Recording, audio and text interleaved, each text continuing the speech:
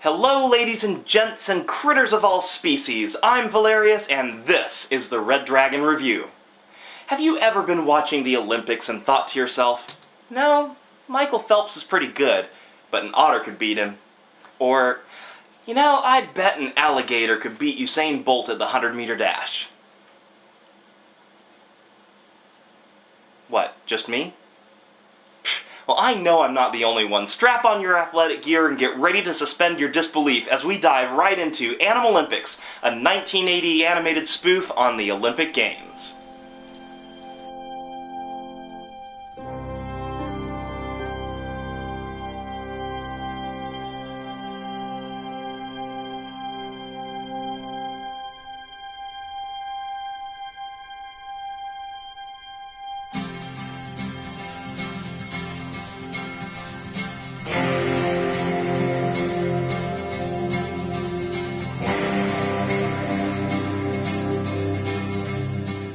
Made in the late 70s and released in 1980, Animalympics might seem a little dated. The animation, while good, is definitely from that era. The movie also has a tendency to alternate between simple cartoony exaggeration and what only just falls short of a full-blown acid trip. But more on that later. The movie starts simply enough with the acquiring of the Animalympic flame. Perfect place to get it if you ask me, but then again, I am a little bit biased towards my scaly brethren.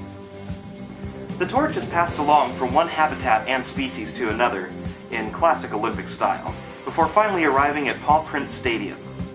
The opening speech is given, let the bird fly, shortly and sweetly. The Olympic flame is lit and we're ready to begin. One of my favorite things about this movie is that they play it off like an actual Olympic broadcast. There's logos for the sports, there's interviews, even a few commercials. All brought to you by ZOO, the network that brings out the beast in sports. Henry Hummel, our anchor turtle, passes us off to Barbara Warblers, who gives us a quick overview of the event which will be going on in the background of the entire movie. The Marathon, a 14-day race. We are also introduced to René Fromage, a French goat, and Kit Mambo, an African lioness, who are favored to win. René is determined and resolute, but Kit has a very interesting strategy. The way to beat René is to take a quick lead and break his concentration. Have I mentioned that they like butts in this movie? Yeah, they really like butts in this movie. We then cut to gymnastics, where Tatiana Tushenko puts on a floor exercise that,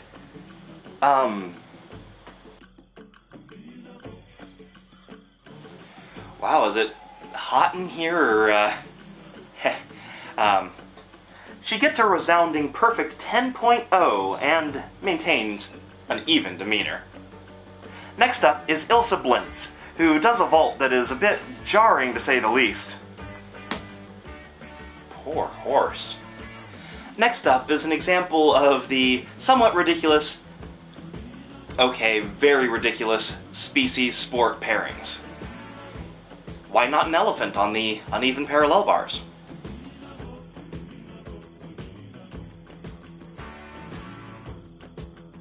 She manages to hurt herself. Big surprise. And Tatiana, of course, wins the gold. We also have Bruce Quackamoto, an Asian gymnast who comes from a time when political correctness didn't really exist. He does a floor exercise / kata and a routine on the rings and wins gold. We get a quick tour of the island, which is actually rather nicely thought out. Then it's on to figure skating. This is hosted by Barbara Warblers and Art Antica, a penguin whose name never ceases to amuse me. We get to watch a rather odd couple skate, a lizard and a chicken. Hang on, wasn't this the Summer Games? Just a sec. Oh, right, it was originally 2 movies that were later combined into one. So we get a short performance by the Krolonoffs. Cute, but semi-unimportant. And then Dory Turnell, Very pretty, graceful, and whoa! Near nudity and a comment expressing appreciation for that. Dory wins by impressing the judges, and, well, who can blame them with a wardrobe malfunction like that? It does make me wonder what happened to her tutu, though. Onwards to track and field. We get a look at Bolt Jenkins, a gator who grew up with nothing and really made something of himself. He actually has a very inspirational song. So he got himself up, he brushed himself down, he read some books and he oiled his brain. He started to work and he started to train, and he knew he'd never be the same again no more. You were born to lose. Hey boy, what you gonna do when there ain't no future here? I really like Bolt. He went from nothing to everything, earning everything through hard work. He breaks the world record on the high jump and on the pole vault, and oh hey, commercial! Hi, I'm Bolt Jenkins, and I logged a lot of miles and downed a lot of toasted gecko flakes on my way to a gold medal. Cause they gave me like an extra boost, when I needed it.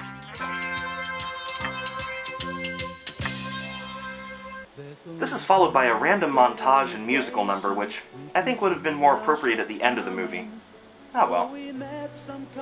Now, the 100-meter dash is where things start to get a little weird.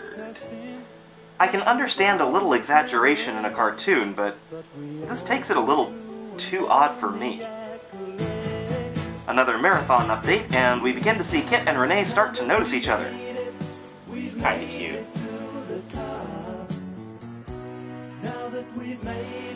With the marathoners running, we take a break for another song.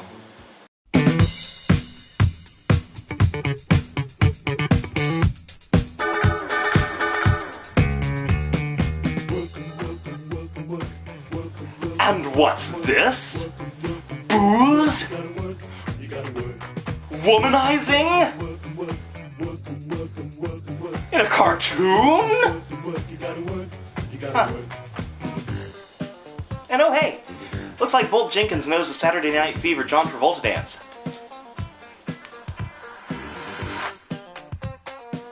After a brief soccer bit that just sort of happens and then is gone, we get another marathon update where Renee and Kit do some more internal monologuing. We then get a surprisingly sad song about Renee's past. I've always run away from things that tie me down. My life I love, but love's not for me. We're reminded that pursuit of a goal at the expense of all else always ends in sadness. With nothing in the way, if love should come, then I'll run away. We next meet Brenda Springer, who's covering the slalom. This is where we're introduced to Kurt Wuffner, a German skier who goes to the extreme to get the ultimate skiing experience. He has no trouble with the slalom, of course, and wins it handily. We're about to get another tour, including the world's only loop-the-loop bobsled course, when... Wait a minute. Hold the phone. I've just been handed a bulletin. Kurt Wuffner, a European ski star, is reported missing. He was last seen climbing treacherous Pikes Peak moments ago, training for the downhill. Well, that's troubling. But the show must go on. It's time for one of my favorite sports, the bobsled.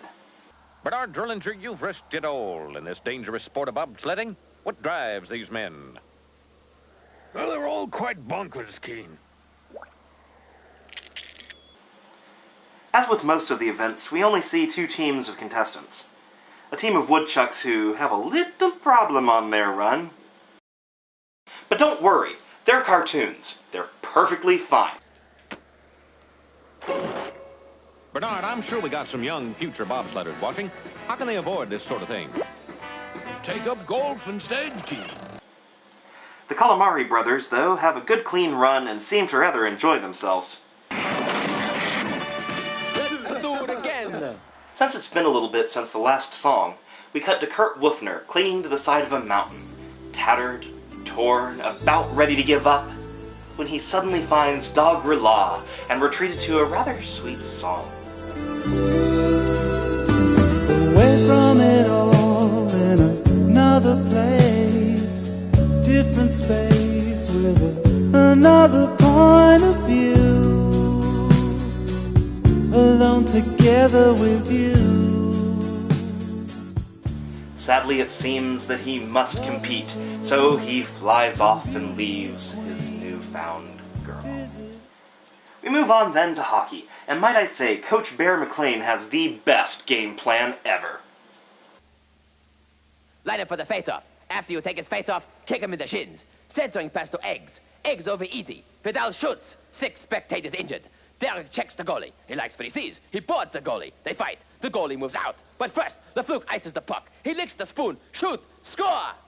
Now, let's go get him. Wow.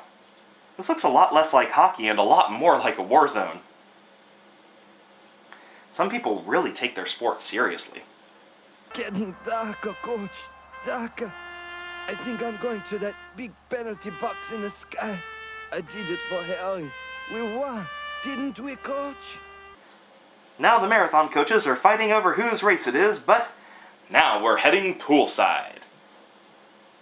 We are introduced to the fan favorite, Dean Wilson, an otter who's a surfer, and, well, I have my suspicions that he's on something non-prescription. Hey, I'm high life, man. More on that later. Dean's got quite an opponent in the race, though. Who do you think would win? An otter or an orca? Let's find out. He got a good turn, but it wasn't enough. This bow wave is gonna take him out.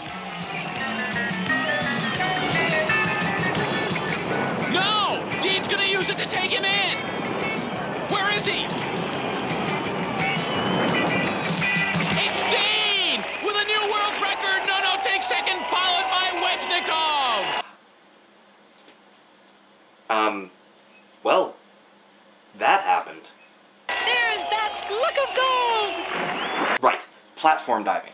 Now, you remember how I said that Dean Wilson might be on something?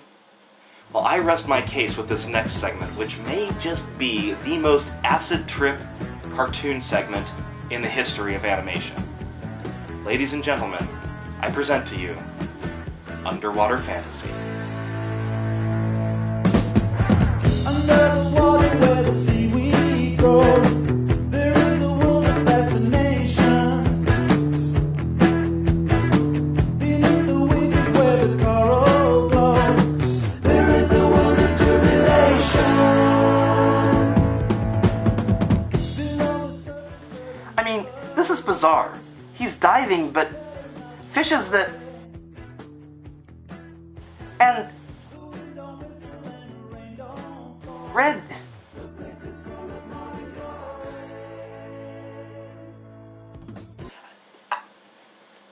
What is this? I don't even...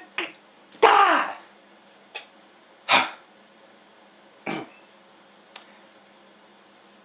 Now, I could make a joke about medal-winning swimmers and substance abuse, but... Nah, I'm above that. Back at the slopes, Marcel, a boar who's been reconstructed in the manner of the $6 Million Man, doesn't do so well in the downhill. But suddenly, Woofner reappears and positively owns the event. After winning, he heads off again, searching for that which he gave up for the race. In the marathon, Renee and Kit realize they love each other. Well, that was sudden. I'll run forever if we can run together. I can never run again without you. While that's going on, we briefly cover boxing. Joey Gongalong, whose voice and attitude very much resemble Muhammad Ali, has to fight Janos Bushtekal. We don't get to see the actual fight because apparently a very short basketball clip is necessary. We do get a recap of the fight, though. And of course, Janos lost. Let's see, volleyball, wrestling... fencing. Why not put a boar up against a flying squirrel? Get out, you little fool!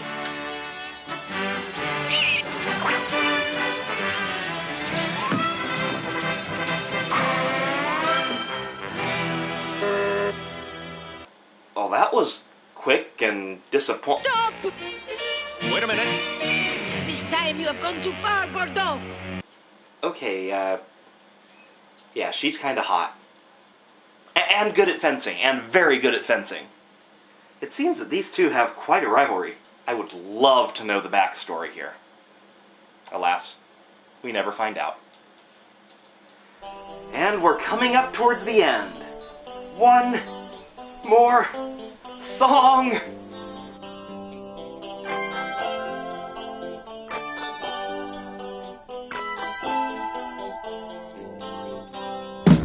With you I can run forever. With you I can run forever. 'Cause you gotta be my inspiration. Side by side through every nation. We ride the world just like the roller coaster. 'Cause we take each road and we take each turn. You blow me over. Now see, I guess they stopped being trippy and... Whoa, whoa, whoa, whoa, whoa, whoa, what are they doing? No, stop! Stop! Dang it, guys!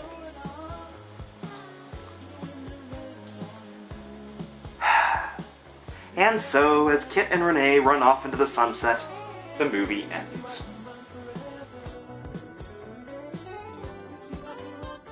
Whew. Well, that was fun. Now, maybe it's because I've got nostalgia goggles for this movie. I watched it a lot as a hatchling, but I honestly believe that every furry should see this movie at least once. And, you know, it would be a great way to introduce non-furries to the fandom. Now, the movie is a little bit dated both in animation and in music, but I love this movie, and I give it the Red Dragon seal of approval. I'm Valerius, and I will see you next time on the Red Dragon Review.